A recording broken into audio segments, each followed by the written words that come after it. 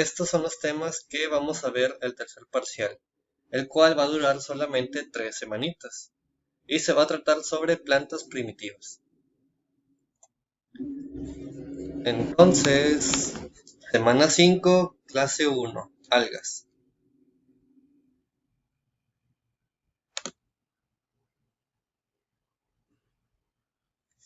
El segundo y tercer parcial de este trimestre se va a tratar sobre el reino Plantae, en donde se encuentran las plantas, obvio. Las plantas son los seres vivos que tienen todas estas características. Todas las plantas realizan fotosíntesis. Por lo tanto, todas las plantas son autótrofas, porque producen su propio alimento. Menos las plantas carnívoras, pero ellas son una excepción. Las plantas pueden ser terrestres, como los árboles, el pasto, las flores y todas esas, o también pueden ser acuáticas, como las algas. Todas las plantas son pluricelulares, o sea que tienen más de una célula. No existe una planta que sea solamente de una célula. Y sus células son eucariotas, o sea que tienen núcleo, con pared celular y plásmidos y clorofilas. Son sésiles, o sea que las plantas no se desplazan por su propia cuenta. Tú nunca vas a ver que a una planta le salgan unas patitas y se mueva por ahí. No, las plantas para desplazarse ocupan del viento o del agua, no por su propia cuenta. Las plantas se reproducen de manera sexual o asexual. La reproducción sexual de las plantas se hace mediante la polinización.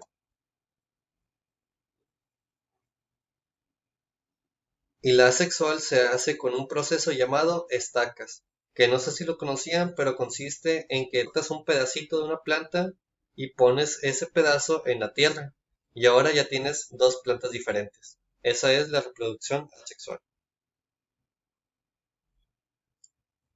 Existen 4 tipos de plantas: las algas, las briófitas, las gimnospermas y las angiospermas. En la clase de hoy vamos a ver a las primeras, las algas.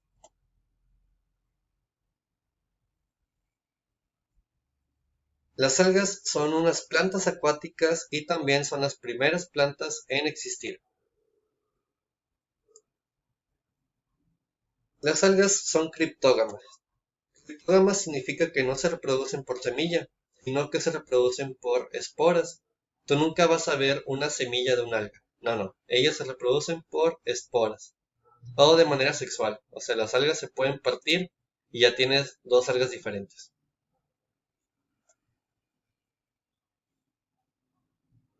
Las algas van a ser todas las plantas que sean talófitas, o sea, que no tienen ni raíz ni... no tienen raíz, las algas son solamente tallo y hojas.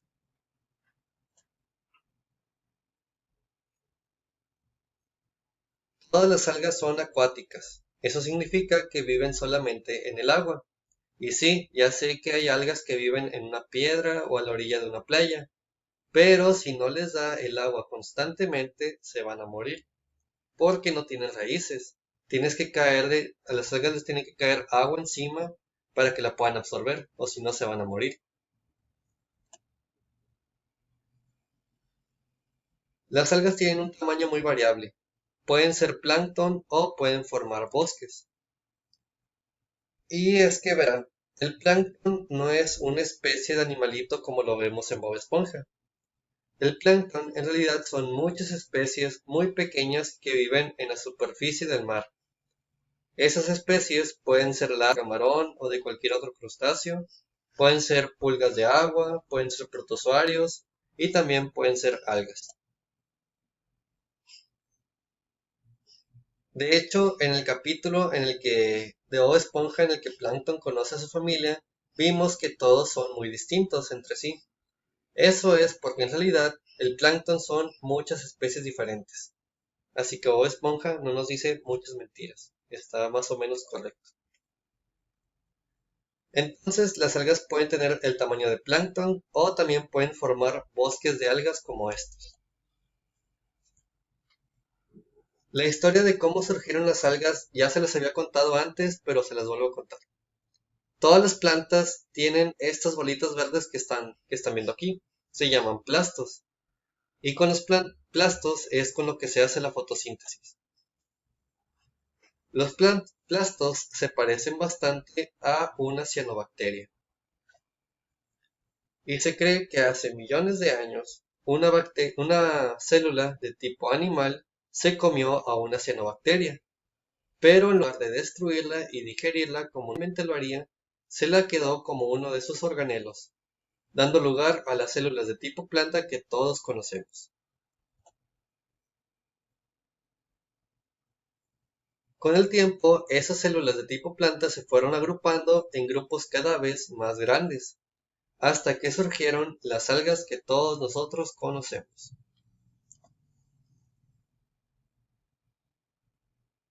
Existen tres tipos de algas y tienen nombres bien extraños. De nuevo lo siento, pero yo no se los puse. Rhodofitas son las algas de color rojo. Feofitas son algas de color amarillo. Y clorofita son las algas de color verde.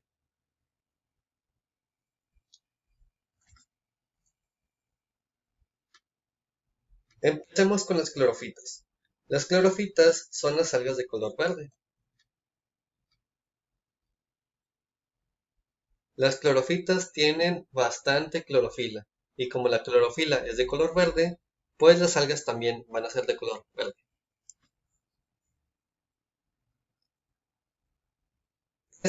Las clorofitas, fueron las primeras algas en existir, y existieron pues con la historia que les acabo de contar.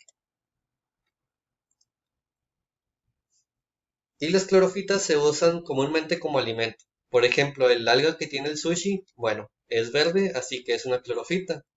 Pero aparte hay otras maneras de comerlas que no conocemos. Esto que están viendo aquí es un desayuno islandés. Consiste en un huevo, panceta de tocino y esa cosa negra de ahí. Esa cosa negra se llama rugbrauð y es un pan hecho como cualquier otro. Harina, leche y huevo. Pero aparte a esa mezcla le ponen también algas verdes. Le ponen clorofitas, que al cocinarse se ven de color negro. La verdad es que no tengo ni idea de qué sabe, pero si alguna vez van a Islandia, pues pruébenlo. Me imagino que ha de ser algo muy nutritivo porque las algas son nutritivas.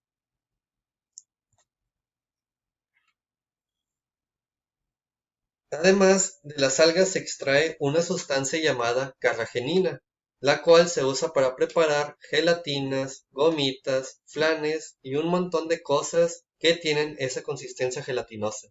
Antes todo esto, el pegamento también, antes todo esto se hacía con partes de huesos de caballo, pero descubrieron que con las algas también se puede hacer, así que ahora se hace con la carragenina que sacan de las algas. Y los caballos lo agradecen.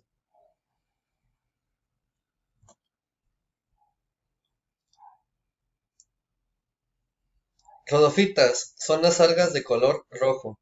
Chicos, cuando piensen en esta alga, piensen en Don Rodo de color rojo y hecho de algas. Eso es una rodofita. O rodo se parece también a rojo, ¿ok? Así que, y fita significa alga, así que no es tan difícil aprenderse estos nombres. Las rodofitas tienen ese color porque aparte de la clorofila, tienen un pigmento llamado ficoeritrina, la cual les ayuda a absorber aún más luz. Lo que pasa es que estas algas viven en aguas muy profundas y tener este pigmento extra les ayuda a captar aún más luz. Estas algas no se usan mucho, el único uso que encontré fue el de esta alga que están viendo, que se llama Palmaria palmata, la cual otra vez en Islandia la secan y luego se la comen así tal cual como la están viendo. ¿Quién sabe a qué sepan? Ha de saber como a una hoja de papel se me figura, quién sabe.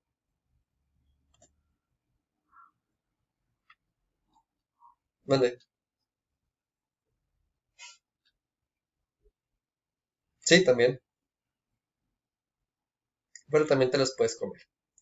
Feofitas son las algas de color amarillo. y son algas por lo general muy grandes. Fritos de algas, yo creo que sí, Caleb.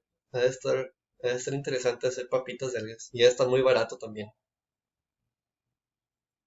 Las feofitas por lo general son de tamaños muy grandes. Por ejemplo, esto que estamos viendo aquí es un bosque hecho de puras feofitas, porque son puras algas amarillas.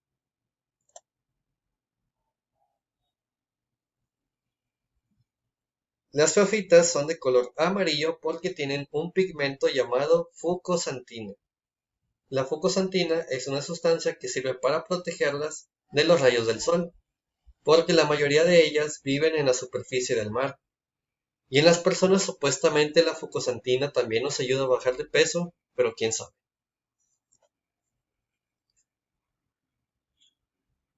Un ejemplo de las feofitas son el sargazo, esas malditas algas que llenan las playas del Caribe mexicano.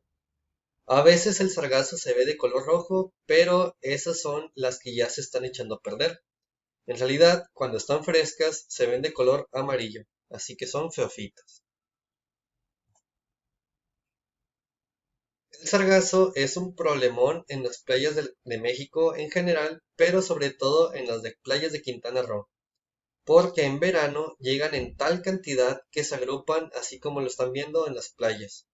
Al haber tanto sargazo es muy incómodo de nadar y de estar en la playa. O sea, realmente a quién se le antoja nadar ahí. Además, cuando las algas se descomponen, huelen a podrido.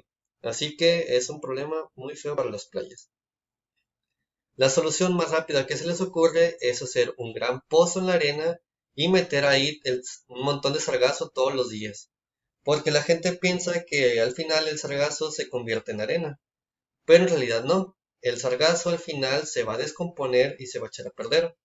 Así que solamente vas a tener unos agujeros muy grandes y que huelen bien feo.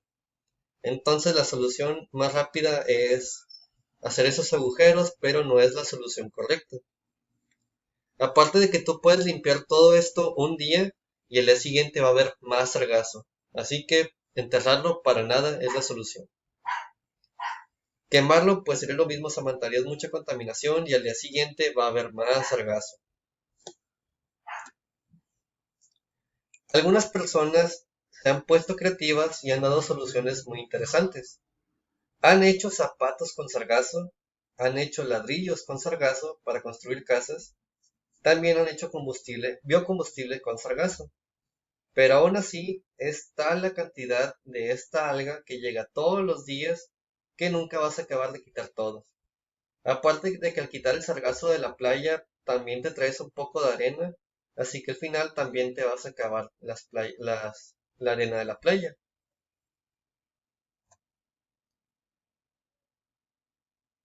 Pero esta situación no tiene mucho tiempo, tiene apenas unos años de existir, y no es culpa de las algas en sí, sino de los humanos. Verán, las algas se forman en ese círculo, en el mar del Sargazo, y por lo general las algas nunca salen de ahí. Pero en los últimos años hemos estado utilizando demasiados fertilizantes artificiales para nuestros cultivos. Entonces, esos fertilizantes no todos los absorbe la planta. Cuando llega la lluvia, los fertilizantes son arrastrados a los ríos. Luego llegan al mar, en donde llegan a los sargazos. Y como los sargazos también son plantas, pues también se van a alimentar de esos fertilizantes y crecen de más. Y al crecer de más, pues se salen de este círculo y eventualmente llegan al Caribe mexicano. Así que en realidad no importa qué tanto sargazo quitemos del mar o qué tantos zapatitos hagamos con él. Si no dejamos de tirar fertilizantes al mar, nunca se va a acabar el sargazo y el problema solamente va a empeorar. Entonces chicos, ¿tienen alguna pregunta?